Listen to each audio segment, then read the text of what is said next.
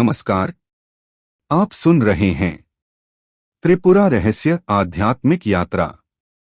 आज हम प्रवेश कर रहे हैं सप्तदश अध्याय में। क्या कारण है कि मनुष्य जीवन भर सत्य की खोज करता है, फिर भी उसे पा नहीं पाता? क्या सत्य कहीं दूर है, या हमारी दृष्टि ही उसे पहचान नहीं पाती? त्रिपुरा रहस्य का यह अध्याय इसी प्रश्न का उत्तर देता है। गुरु दत्तात्रेय परशुराम को समझाते हैं कि मनुष्य का सबसे बड़ा बंधन संसार नहीं है, उसका अपना भ्रम है। माया का प्रभाव मनुष्य को उसके वास्तविक स्वरूप से दूर ले जाता है।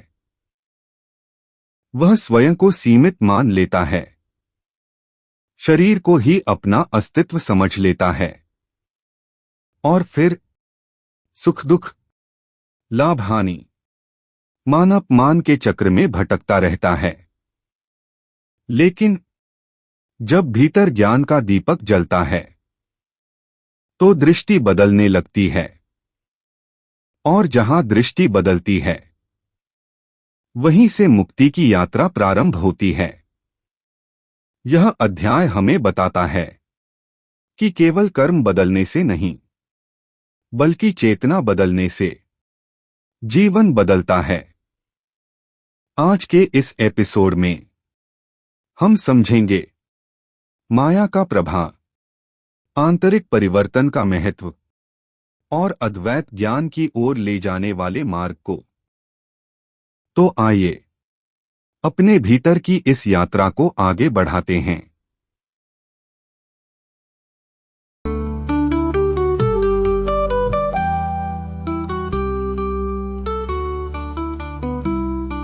एक पल के लिए सोचिए कि कोई इंसान सड़क पर बहुत तेजी से चल रहा है और अचानक उसके पैर के अंगूठे में एक नुकीला पत्थर चुभ जाता है।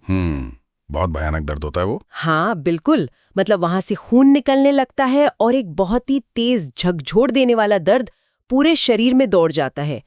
अब उस इंसान के लिए वो दर्द, वो पत्थर की कठोरता, ये सब बिल्कुल परम सत्य होते हैं ना। जाहिर सी बात है उस वक्त उससे कोई दार्शनिक बात समझ नहीं आएगी। बिल्कुल नहीं आएगी। मतलब किसी को भी उस समय ये समझाना लगभग नामुमकिन होगा कि ये दर्द या ये पत्थर असल में वैसा कुछ है ही नहीं जैसा वो महसूस कर रहा है। सही बात है। लेकिन इतिहास के कुछ सबसे गूढ़ दार्शनिक ग्रंथ ठीक यही दावा करते हैं।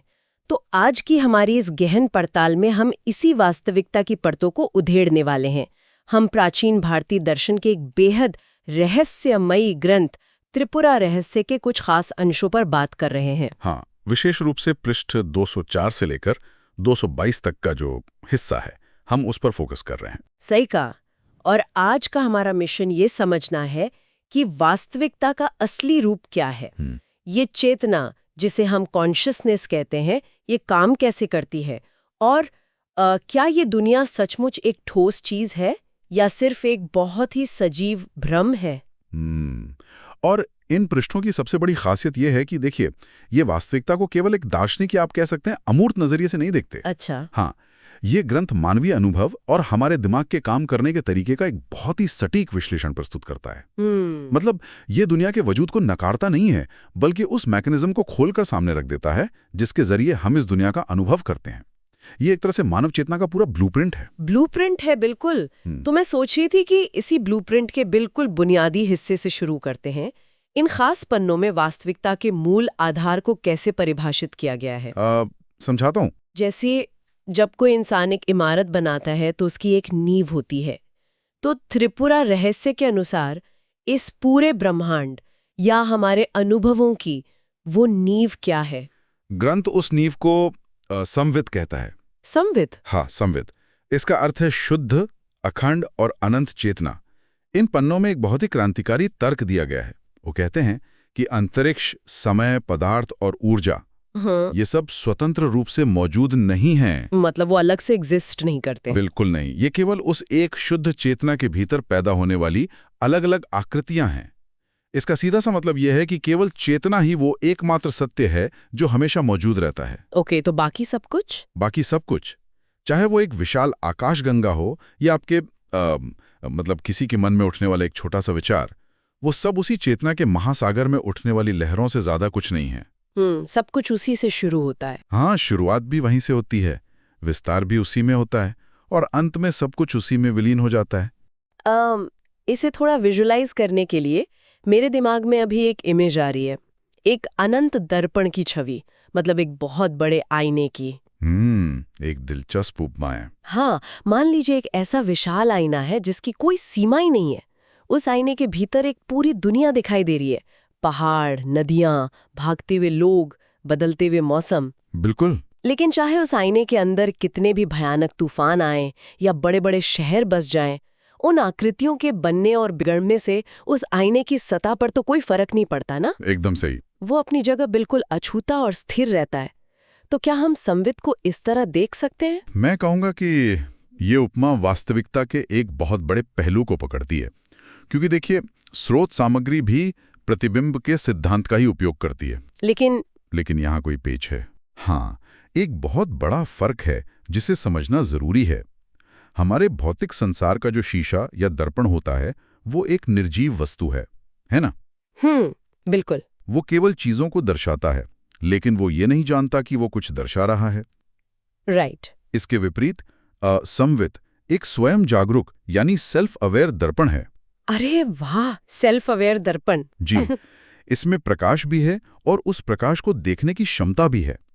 ये चेतना न केवल ब्रह्मांड की इस पूरी फिल्म को अपने ऊपर चला रही है, बल्कि ये खुद उस फिल्म को देखने वाली दर्शक भी है। मतलब वो सिर्फ एक खाली कैनवस नहीं है। बिल्कुल नहीं। ये एक ऐसा कैनवस है जो अपनी हर एक पेंटिंग को खुद महसूस कर सकता है।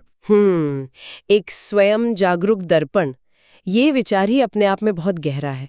लेकिन मुझे लगता है कि यहीं पर एक बहुत बड़ी तार्किक अड़चन आती है। वो कैसे? मतलब ये सवाल तो किसी के भी मन को खेला, अगर सब कुछ केवल इस एक अनंत दर्पण के भीतर का अक्स है, महज एक परछाई है, तो इस दुनिया में इतनी ठोसपन, मतलब इतनी सॉलिडिटी कहाँ से आ जाती है? एक बहुत ही वाजिब सवाल है। जैसे मैंने शुरुआत में वो पत्थर और दर्द का उदाहरण दिया था। अब आईने के भीतर दिखने वाली आग कभी आईने को जलाती तो नहीं है ना। आईने में दिखने वाली तलवार से आईने को काटा नहीं जा सकता। सही बात। तो फिर अगर हम सब केवल उस चेतना के भीतर की आकृतियां हैं, तो हमें चोट क्यों लगती है? ये जो भौतिक दर्द है, भावनाएं हैं, ये इतनी असली क्यों महसूस होती हैं? देखिए, ये शायद दर्शन शास्त्र का सबसे जटिल सवाल है और त्रिपुरा रहस्य इसका बहुत ही सूक्ष्म जवाब देता है। ये दर्द या ये जो भौतिकता है, ये झूठी नहीं है। अच्छा। हाँ, अनुभव के स्तर पर ये बिल्कुल सच है। लेकिन ये ठोसपन एक विशेष प्रक्रिया के कारण पैदा होता है, जिसे ग्रंथ में अविद्या या अज्ञानता कहा गया है। अविद्या? हाँ, मतलब इग्नोरेंस। हाँ, लेकिन अविद्या का मतलब ये नहीं है कि दुनिया अचानक से गायब हो जाएगी या ये कोई जादू है। तो फिर क्या है? अविद्या असल में एक संज्ञानात्मक भूल है, एक कॉग्निटिव एरर है। इसे ऐसे समझा जा सकता है कि जब वो अनंत चेतना किसी विशेष आकृति, मान लीजिए एक इंसान के शरीर को प्रतिबिंबित करती है, तो वो अपनी अनंतता को भूल जाती है और अपना पूरा ध्यान केवल उस एक शरीर पर केंद्रित कर देती है। लेकिन ये भूलने की प्रक्रिया काम कैसे करती है? मतलब एक अनंत और शुद्ध चेतना जो सब कुछ जानती है, वो अचानक से खुद को एक 5-6 फुट के शरीर में कैसे कैद मान सकती है? इसका मैकेनिज्म क्या है? इस मैकेनिज्म को अहंकार या मैंपन की भावना कहते हैं। मैंपन, ओके। देखिए, चेतना में सिकुड़ने की या खुद को सीमित करने की एक अंतर्निहित क्षमता होती है।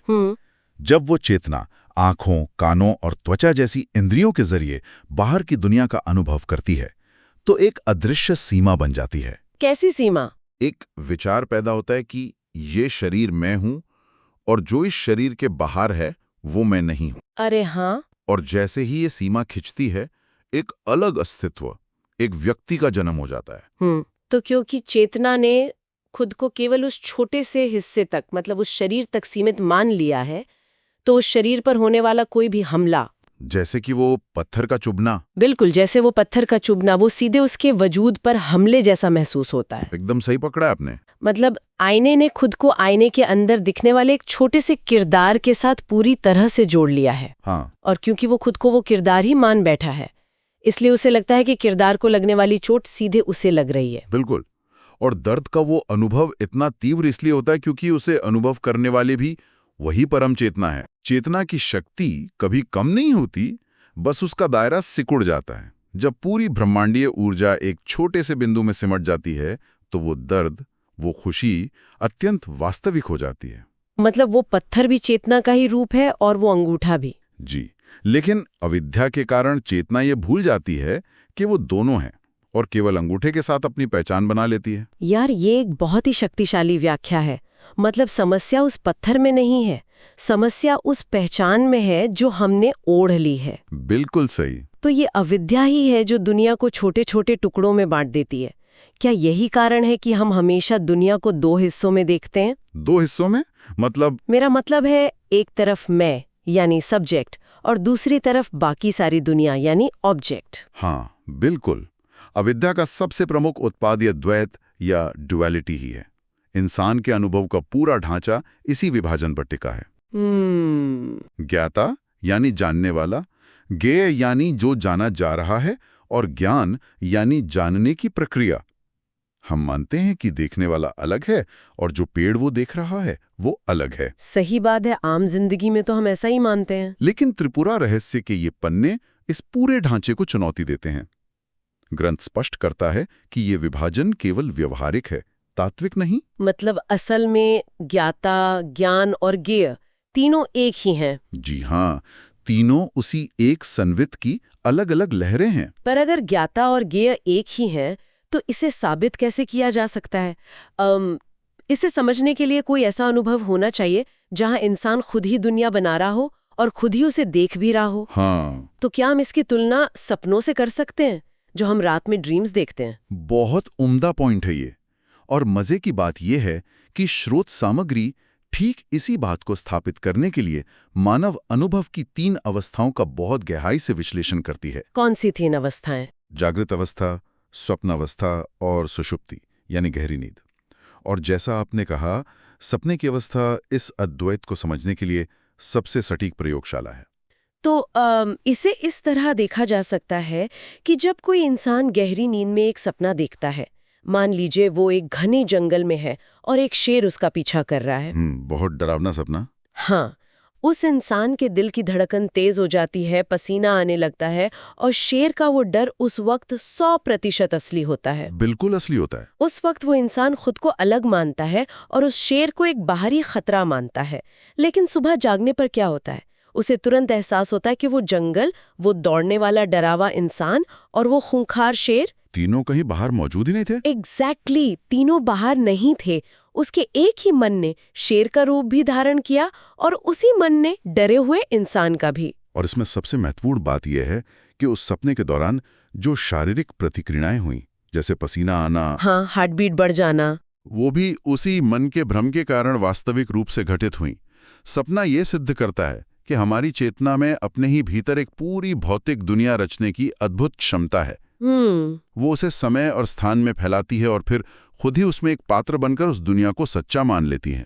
तो इन पन्नों का तर्क ये है कि जिसे हम जागृत अवस्था या रियल वर्ल्ड कहते हैं, वो भी बिल्कुल इसी तरह काम करती है। 100%। ये दुनिया केवल एक बड़ा, अधिक स्थिर और सामूहिक सपना है जो उसी एक संवित के भीतर चल रहा है। ओके, लेकिन अगर जागृत अवस्था और स्वप्न अवस्था दोनों ही मन की रचनाएं हैं, तो फिर गहरी नींद का क्या महत्व है? गहरी नींद? हाँ, जिसे आपने सुषुप्ति कहा, क्योंकि जब इंसान ना तो जाग रहा होता है और न ही कोई सपना देख रहा होता है, तब तो कोई दुनिया नहीं होती ना, कोई शेर नहीं होता, कोई शरीर नहीं होता, तो क्या वहां चेतना खत्म हो जाती है?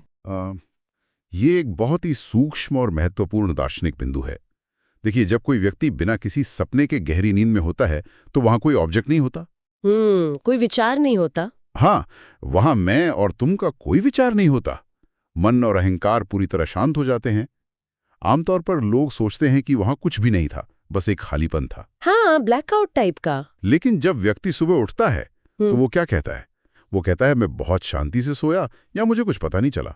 अरे हाँ, मतलब उस शांति या उस खालीपन को दर्ज करने के लिए वहां कोई ना कोई तो मौजूद था ना। बिल्कुल। अगर वहां चेतना नहीं होती तो सुबह उठकर याद करने के लिए कुछ भी नहीं होता। बिल्कुल सटीक बात कही आपने। वो जो बिना मन, बिना विचारों के भी मौजूद था। और उस शून्यता का साक्षी बना, वही शुद्ध संवित है। हम्म। गहरी नींद हमें ये साबित करती है कि चेतना किसी वस्तु या दुनिया पर निर्भर नहीं है।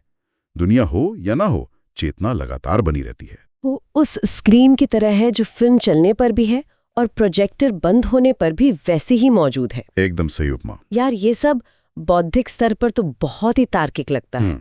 दर्शन के नजरिए से देखें तो ये एक परफेक्ट मॉडल है जी। लेकिन यहाँ एक बहुत बड़ा व्यवहारिक सवाल उठता है। क्या सवाल? अगर ये स्थापित हो गया कि ये दुनिया एक लंबी नींद जैसी है और हम सब इस अविद्या के फंदे में फंसे हैं, तो एक आम इंसान इस भ्रम से बाहर कैसे आ सकता है? Practical application. हाँ, क्योंकि अगर किसी को ऑफिस की राजनीति से तनाव हो रहा है या आर्थिक परेशानियां हैं, तो वो इंसान सिर्फ ये सोचकर तो शांत नहीं हो सकता कि अरे ये सब तो एक सपना है। बिल्कुल नहीं हो सकता। तो क्या इन पन्नों में ऐसा कोई व्यवहारिक तरीका बताया गया है जिससे इस अहंकार को तोड़ा जा सके? स्रोत सामग्री इस बात को लेकर बहुत स्पष्ट है कि केवल बौद्धिक समझ काफी नहीं है। जब तक ये ज्ञान अनुभव में नहीं उतरता, तब तक ये महज एक विचार बनकर रह जाएगा।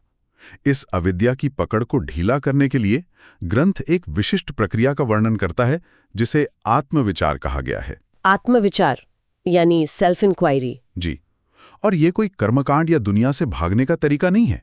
ये मन की कार्य प्रणाली को उलट देने का एक बहुत ही व्यवहारिक विज्ञान है। मन की कार्य प्रणाली को उलटना, इसका असल में क्या मतलब है? मतलब इसका अभ्यास कैसे किया जाता है? देखिए, आमतौर पर हमारी चेतना की दिशा हमेशा बाहर की तरफ होती है।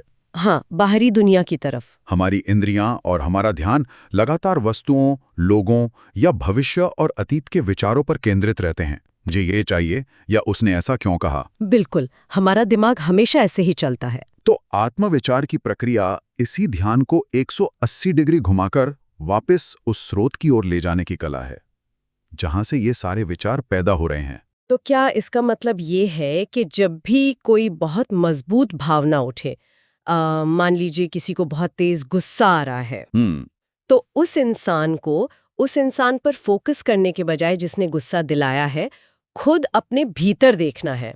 ठीक यही आत्मविचार का सार है। जब गुस्सा आए या डर लगे, तो मन को बाहर भटकने देने के बजाय खुद से एक सीधा सवाल पूछना है। क्या सवाल? यह विचार किसे आ रहा है? तो मन तुरंत जवाब देगा, मुझे आ रहा है। बिल्कुल। और अब यहां से सबसे महत्वपूर्ण कदम शुरू होता है। अगला सवाल होना चाहिए, तो फिर ये मैं कौन है? Who am I? हाँ, मैं कौन हूं? ये सवाल सुनने में तो बहुत आसान लगता है, लेकिन मुझे यकीन है कि इसका जवाब खोजना बिल्कुल आसान नहीं होगा। क्यों? क्योंकि अगर कोई गहराई से मैं कौन हूं की तलाश करे, तो उसे क्या मिलेगा? शरीर तो लगातार बदल रहा है, कोशिकाएं हर दिन मर रही हैं और नई बन रही हैं, तो मैं शरीर तो नहीं हो सकता। सही कहा। और विचार भी पानी के बुलबुलों की तरह आते जाते रहते हैं, तो मैं विचार भी नहीं हो सकता। और यही इस प्रक्रिया का सबसे रहस्यमयी हिस्सा है।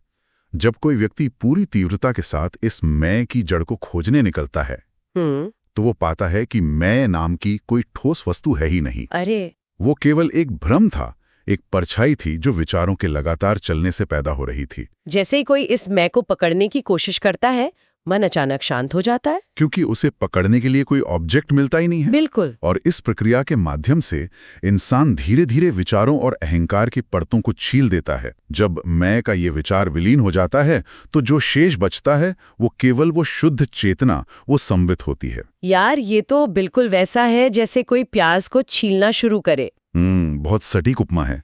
एक के बाद एक परतें उतरती जाती हैं और अंत में क्या बचता है?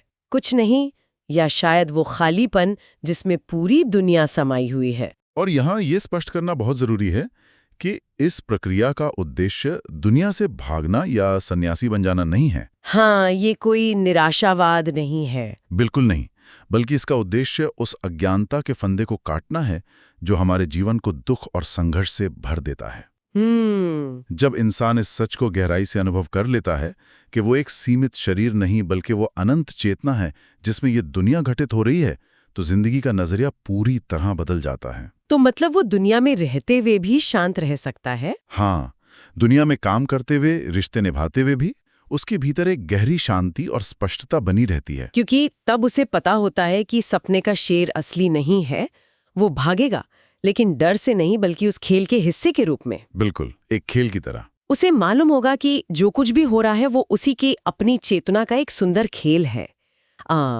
ये सब वाकई में हमारे अस्तित्व की समझ को एक नए स्तर पर ले जाता है, इसमें कोई शक नहीं है। तो अगर आज की इस पूरी गहरी चर्चा को एक धागे में पिरोया जाए तो निष्कर्ष ये है कि वास्तविकता वैसी बिल्कुल नहीं है जैसी हमारी आंखें और हमारा मन हमें दिखाते हैं। जी। ये दुनिया, इसके रंग, इसका दर्द और इसकी खुशी, ये सब उस एक असीम स्वयं जागरूक दर्पण के भीतर उभरने वाले प्रतिबिंब हैं।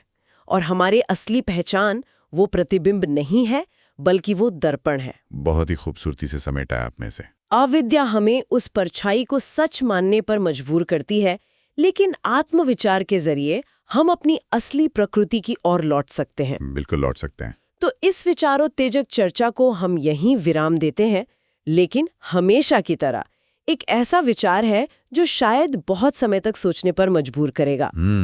अगली बार जब भी कोई इंसान किसी आईने के सामने खड़ा हो और अपनी आंखों में झांककर अपना चेहरा देखे, तो वो एक पल के लिए रुककर ये विचार कर सकता है कि असल में कौन किसे देख रहा है। बिल्कुल, क्या वो व्यक्ति केवल शीशे में अपनी शक्ल देख रहा है या फिर ये अनंत असीम ब्रह्मांड उस व्यक्ति की दो छोटी सी आंखों के जरिए एक पल के लिए ठहर कर खुद की ही रचना को निहार रहा है।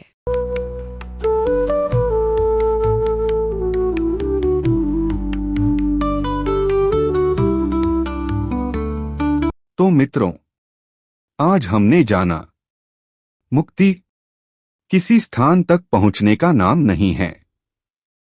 मुक्ति अपने वास्तविक स्वरूप को पहचान लेने का नाम है। जब तक हम स्वयं को केवल शरीर और मन मानते हैं, तब तक माया का प्रभाव बना रहता है।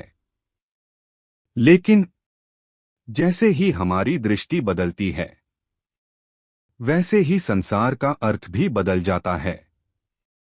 त्रिपुरा रहस्य हमें सिखाता है कि ज्ञान सिर्फ पढ़ने की वस्तु नहीं है। ज्ञान जीने का अनुभव है। जब मन शांत होता है और चेतना जागृत होती है, तब साधक अनुभव करता है एक ऐसी शांति जो परिस्थितियों पर निर्भर नहीं होती, एक ऐसा आनंद जो किसी वस्तु से प्राप्त नहीं होता। यही आत्मसाक्षात्कार है। यही अद्वैत का अनुभव है। इसलिए हर दिन कुछ समय अपने भीतर अवश्य उतरिए, अपने विचारों को देखिए, अपने मन को समझिए और उस मौन साक्षी को पहचानिए जो हर अनुभव के पीछे उपस्थित है। वही आपका वास्तविक स्वरूप है। वही आपका शाश्वत सत्य है। अगले एपिसोड में हम त्रिपुरा रहस्य के अगले अध्याय का रहस्य जानेंगे। तब तक सजग रहिए, शांत रहिए और अपने भीतर के प्रकाश को अनुभव करते रहिए। नमस्कार।